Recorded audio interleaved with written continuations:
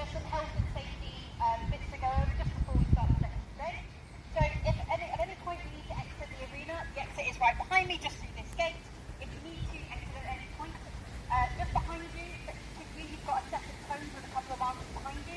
If you need to exit at any point, please go to the furthest cone and walk round, just to give space if you're then walking past the other dog. If everybody needs to leave at the same time, please do the same process by going to the back cone and walking around and keeping another space between your dog, at least one dog width.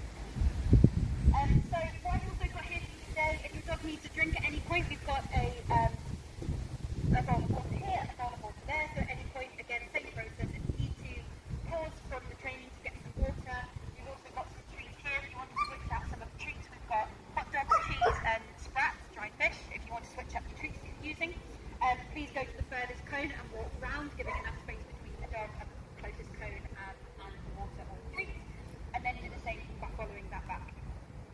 Also, if at any point your dog needs to go to the toilet, again, please go to the furthest spot and go to the grass at the back.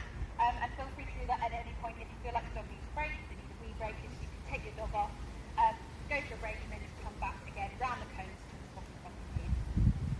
And also at any point, if there's any emergencies or first aid sort of care required, just raise your hand, let me know, pull it out, and I've got first aid gear in case anything happens, and we can sort it out there.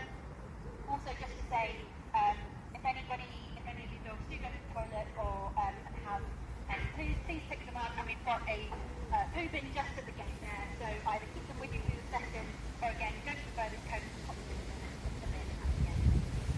So just to start off with, I just would like you all to introduce yourself and your dog.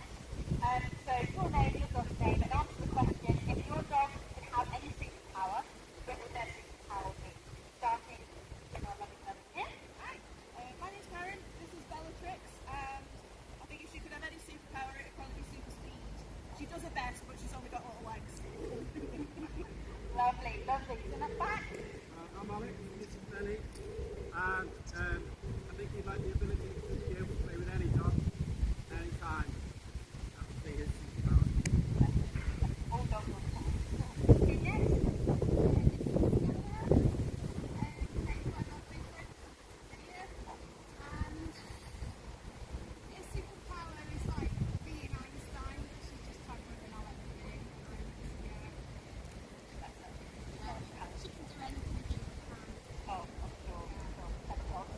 Okay, and our last dog? I'm Daisy, this is Clyde, and he's probably the best person ever. He's the best cactus in breed. Oh, what a good superpower to have. Oh, fabulous. Yeah. Lovely to meet you, your doggos today.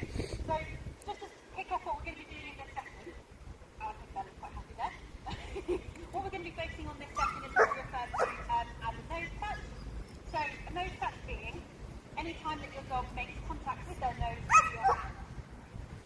Okay, yeah, and also any time that you feel like you just need to take your dog off, if they're getting a bit overwhelmed or a bit stressy, you've got also space behind you on both sides to move around. So you can kind of move around the area of that side of space. So following on from sort of introducing our nose touch today, so having that movement, that kind of contact between the dog's nose and your hand, just from your guys' own experience, when do you think it would be useful to have the dog being able to make contact with your hand? When would it be useful for the dog to do it? Yeah, it can be really good for kind of when you're doing kind of loose lead walking, when you're doing any form of recall as well. It can be really good, almost like as a target to return to. So brilliant one. Any other ideas, guys? Yeah, really good. Yeah, kind of indication that almost that, okay, we've done this today, let's get the focus back.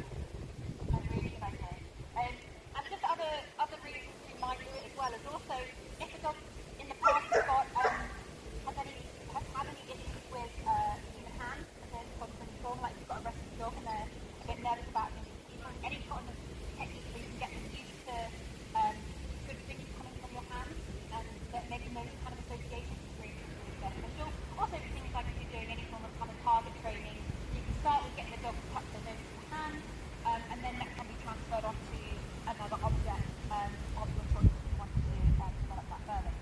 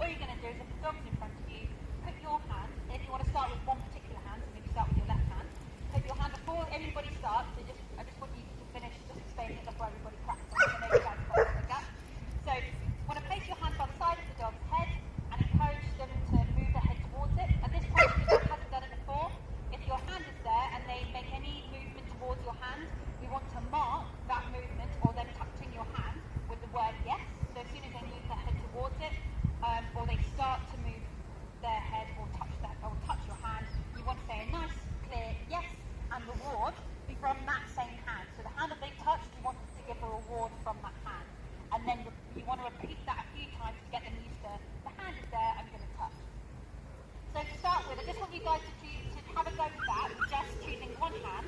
So start with your left or your right, and then making sure it's starting in their periphery.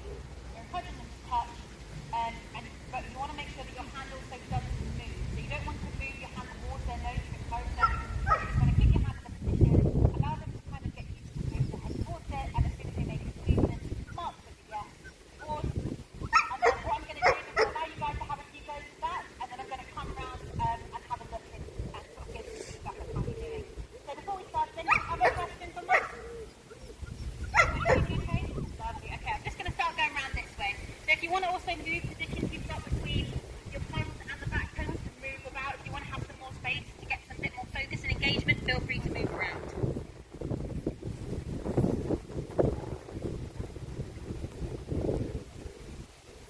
So yeah, guys, just starting with 5 goes at the activity and seeing how your dog does with those 5.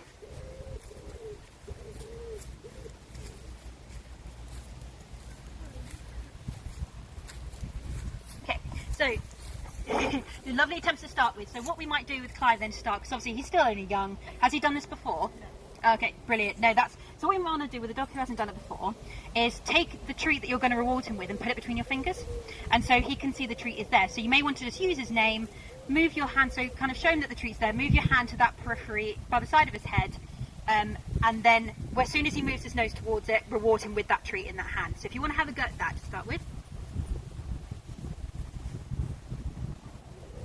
There you go. So yeah, it might be just good to just feed him from, there we go, lovely. So as soon as he moves his head towards it, just mark with the yes and then reward. Just be nice and clear. Yes. Lovely, lovely. So have a few more repetitions of that, looking really good. So after time, if he does a few more and he's responding really well, you can take the treat out your fingers and just do it with your flat hand in that same hand. And do 5 more repetitions of that.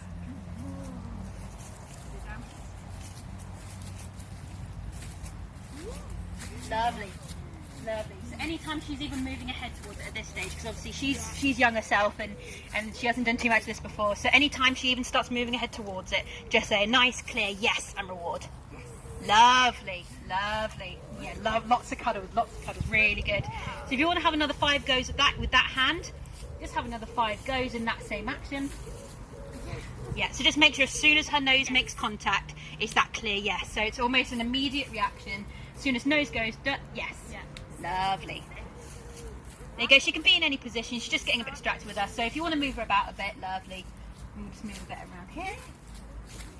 So yeah, maybe just re-engage her with a name. If you want to move her about a bit, see how she goes. Okay, so we'll just move a bit more around here. So just give a bit in distance. Yeah, just walk her around a bit. If you want to take her a bit further back towards the fence line as well.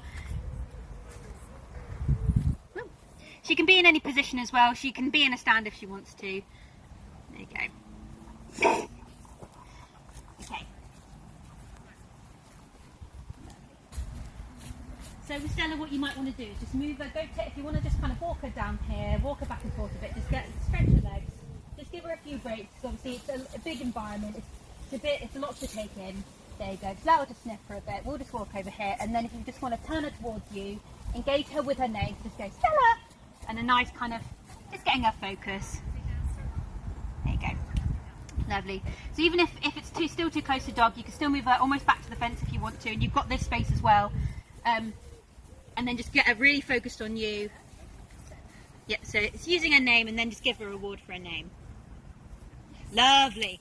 There you go. So anytime you're feeling that you just need to get her re-engaged, and because there's obviously all the dogs in the environment as well, just move her away and take her and have a pause, and then just move back when she's got that engagement. You can also move her a bit around here as well if you want to have a bit of more space to work her in.